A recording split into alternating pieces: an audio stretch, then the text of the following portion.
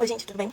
Então, outro dia eu gravei um vídeo falando que eu não faço vídeos recomendando hospedagens, pontos turísticos, atrativos turísticos dos lugares dos 20 estados brasileiros que eu conheci, porque eu conheci de uma forma não convencional. Quando eu conheci todos esses lugares, por mais que às vezes eu me hospedava em hostels, mas maioria das vezes eu também dormia na rua. Pra ter uma renda, eu vendia artesanato na rua, eu fazia malabares na rua, e eu falei, né, que eu vivia abaixo da pobreza. E foi nesse período. E, tipo assim, tem gente que me pergunta, como assim? Como que foi isso, né? Já que você não viajou de uma forma convencional, como foi isso? Então, gente, quando eu saí de casa e fui viajar, eu nem sabia como que eu ia fazer isso, mas eu me propus primeiro a aprender artesanato. E aí, no período de aprender artesanato, eu sofri diversas coisas diferentes, né? Porque as pessoas do Brasil que vivem na rua e vendem artesanato, elas se denominam malucos de BR. E essas pessoas que se denominam assim, elas têm um certo preconceito dentro delas, e elas tentam manipular umas às outras, sabe? E aí, eu sofri muito preconceito nesse rolê, porque eu era mais jovem, né? E eu ainda tentava ser uma pessoa limpa perto deles, ou seja, tipo assim, em comparação com eles, eu era uma pessoa limpa, e isso ofendia muito eles.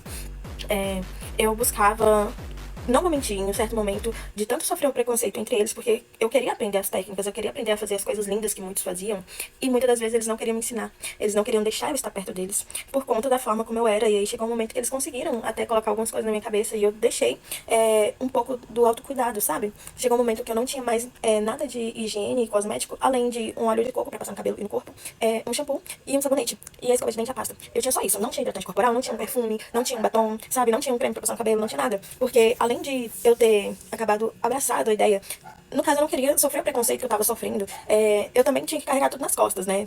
Os aços, as linhas, as pedrarias, tudo, todos os materiais pra fazer as joias, eu carregava nas costas, então eu tentava diminuir o peso pra mim o máximo possível. E muitos falavam, cara, carregar produto de higiene e cosméticos de beleza é carregar peso à toa, sabe? Então, tipo assim, em um dado momento eles conseguiram tirar o capricho de mim, o autocuidado de mim, e isso dificultou com que eu conseguisse vender de forma que desse pra realmente me sustentar na rua, sabe? Então, por mais que eu tinha um produto pra vender, por mais que eu estivesse nessa constante ideia de vender o meu produto, mas como às vezes eu estava suja, às vezes apesar de estar limpa, mas não estava cheirosa, às vezes apesar de estar limpa e não estar fedendo, mas não estava devidamente armada, isso dificultava eu conseguir vender os meus produtos, sabe? Além dos ambientes, dos locais, da forma como eu queria vender. Eu demorei muito tempo pra ter um alto capricho e demorei muito tempo pra entender uma coisa que minha mãe sempre falou pra mim, que é as pessoas vão te tratar como elas te veem, né? Então, assim, pra ser honesta, eu aprendi isso esse ano. Então, assim, por mais que eu tinha algo pra ser fonte de renda, mas a forma como eu me posicionava não me favorecia.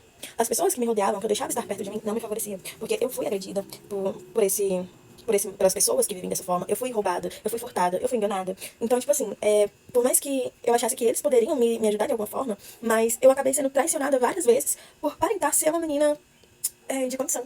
Entendeu? Por aparentar ser uma menina que não precisava estar ali, mas queria estar ali por pura rebeldia. Então, assim, eu sofri preconceito da classe média, né? Que foi de onde eu saí, e sofri preconceito pelas pessoas que vivem na rua, né? E isso foi um conflito muito grande pra mim. Por isso que chegou um momento que eu resolvi sair do meio do artesanato. Tanto pela dificuldade que eu encontrava em vender a minha arte, quanto por